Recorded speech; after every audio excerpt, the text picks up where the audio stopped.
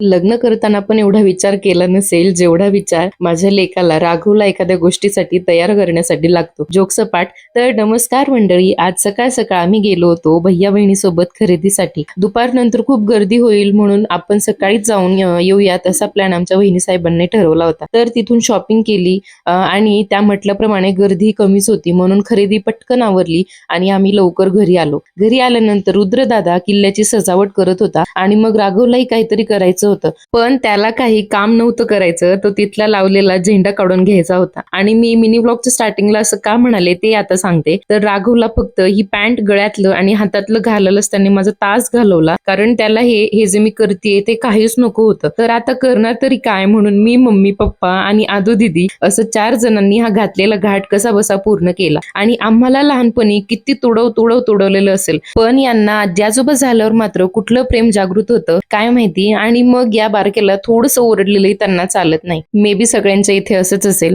तर असो, दुपारचं अभ्यंगस्नान झालं म्हणायचं आमचं. त्यानंतर त्याचं छान असं औक्षण केलं, टिक्का लावला, गोड खाऊ घातलं आणि दीदीला पेढा भरवत आजचा मिनी ब्लॉग इथेच थांबूया. तर भेटूयात पुढच्या मिनी ब्लॉग मध्ये. तोपर्यंत बाय.